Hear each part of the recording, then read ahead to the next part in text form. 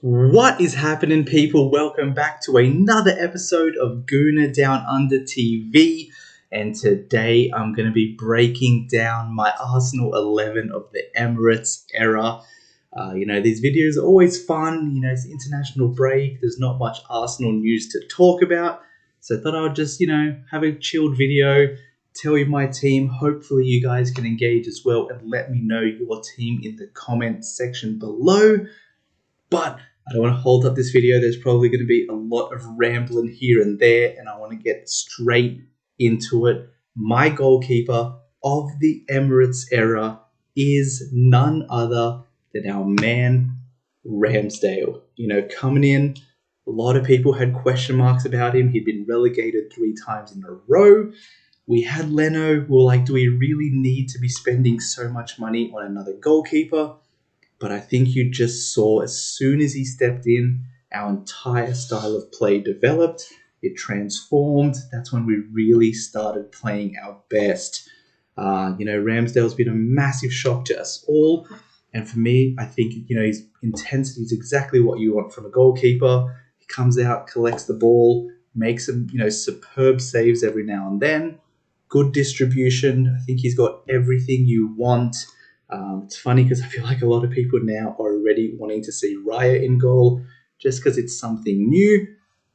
But I think, of the Emirates era, struggling to think of anyone else, maybe Szczesny, Cech, Leno. But I think so far Ramsdale has been the best, big part of our charge to second place.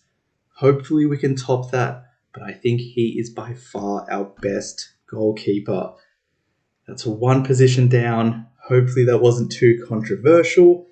Goalkeeper Ramsdale, right back, I'm going again with a current squad member of Benjamin White. Again, a lot of doubts coming in from Brighton, that 50 million mark. A lot of us were like, what the hell is Arteta doing? Had his first season, played centre-back, was decent, nothing spectacular. Then Arteta decided to play him right back. Again, those first couple games, I feel like a lot of us, including myself, thought he's not a right back. He doesn't offer enough going forward. He's very limited in what he can do. He just limits our attack. But since then, he's hit the ground running. Provides a lot of support for Saka. Surprised me with his overlapping, underlapping runs. And then just solidifies that defense. Whoever's playing left wing, we're pretty confident the fact that we got Ben White playing right back, knowing he's going to do a job, can come in, head the ball, be a backup centre back as well. So he has a lot of versatility. There were some other options, could have gone Sanya, maybe Bellerin for one season if you really want to chuck him in there. But for me, it's Ben White. That's what I'm going with. Here's my right back. And now I'm heading into my first centre-back. Again, it's another current man, and it's a William Saliba. I promise it's not just the current Arsenal squad. You're going to start seeing some older players soon. But for now, I think Saliba has to be there. He's one of the best centre-backs I've seen for Arsenal in a really long time. Often gets called that Rolls-Royce centre-back. He's just absolutely class. And I think the best thing you could say about him is he just makes defending look so easy. He never looks like he's in panic mode or is struggling. Just calm and collected, deals with things, passes it off, and his job is done. I think he's an absolute steal. The fact that he's still so young and he's already this good, I think we have a world-class centre-back on our hands. He's had those back injuries. Hopefully he can stay fit. Because that's really the only thing that I think is against him. Besides that, he's an absolute quality player. So, just recapping so far, I have Ramsdale, White, Saliba. It was nearly Gabriel. But I thought I had to mix it up a bit. Gonna go a little older with Laurent Koscielny. Some controversy around the way he left. People didn't like that exit video he did, but he was a solid captain for us for a long time, consistently when we were making those Champions League teams. Champions League seasons, games, whatever you want to call it. You know what I mean. I think, he was always professional, class. He was pacey. Anytime, he got exposed, easily get back, recover, win the ball back. Good defender, smart. I think he had a lot going for him. Unfortunately, the one moment at the top of my mind is not a positive. It's against Atletico Madrid, semi-final, Europa League, where he just kicks it into his own head, bounces into Griezmann. Griezmann scores. We lose that game after we definitely should have won. So maybe that's not the best part to talk about when I'm talking about my all-time 11 of the Emirates era. But besides that, I think he was a staple. He was a good captain. He was a good leader. I think he would definitely be someone that could slot into this team right now. Maybe not starting, but at least in the mix, I think he would be a valuable piece. So here's my centre-back pairing with Saliba. And at left-back, going back to the current team. Again, I promise not to span this too much more, but it is Alexander Zinchenko, the Ukrainian wizard, left-back to inverting midfielder. We all know the memo. I think he's just absolutely class. I think the only left back I've honestly seen with his, swagger on the ball is maybe Marcelo. Besides that, the way he can control the ball, the way he can just make it look so effortless. He's easily one of my favorite players, and honestly, I was a bit surprised. Didn't watch him too much at City. He did play a lot on the bench. But as soon as he came in, those first couple games, you could already tell the levels of him compared to anyone else we've had. I think we all liked Kieran Tierney, but as soon as Zinchenko came, I think we, started having the door open for Tierney because he is that good. So just recapping, my back line is Ramsdale in goal, White right back, Saliba and Koscielny pairing as the centre backs, and Zinchenko as my left back. Now, this whole little midfield trio, yes, there's one sort of DM. I'm just classifying it as 3 midfielders before I get absolutely shot. My first midfielder has to be Santi Cazorla. How can you not love him? Just a little wizard on that pitch. He can play with both feet, can do absolutely everything. Can't think of one thing he can't do. Dribble, he can take on players, he can shoot left foot, right foot, he can cross left foot, right foot, he can take corners left foot, right foot. He can make out passes that no one else can see. Maybe 2 other players in this team can see, but not many people can see.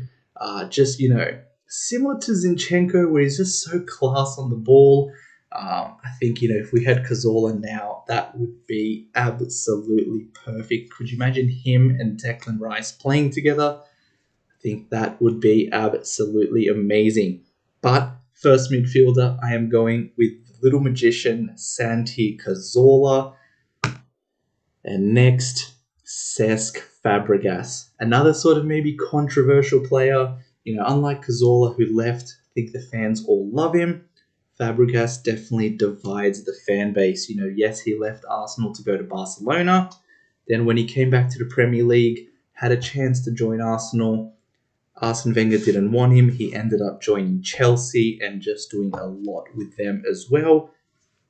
But another complete midfielder, sort of that sort of Xavi Iniesta era of Arsenal. Not saying they're the same players, but just that tiki-taka, good on the ball, can do everything, pick out passes like nothing else. And I think, again, like Santi Cazorla, can you imagine Fabregas next to Declan Rice? I think this is something we're missing in that sort of double pivot or that slightly advanced midfielder. We have Odegaard on one side. Kai Havertz is meant to be that one on the left. Probably shouldn't have even brought up Havertz in this video, but he's just not that. If we can pick up someone like a Santi or a Fabregas, that would be perfect. But I can't say enough good things about Fabregas. I still love him. He wanted to come back to Arsenal. Arsenal didn't want him. He's got a career to look after, and he chose Chelsea. But he's definitely going into my team. I think he's our second top assist man of all time after Thierry Henry, if I'm not mistaken. So can't say much more good than that. Now, finishing off the midfield with one, if not my favorite Arsenal players of all time, I got to include him in the list, and it is Mesut Ozil. Just talking about picking out a pass that season, Mesut, may I assist you? He is just a not hybrid, pure luxury football player.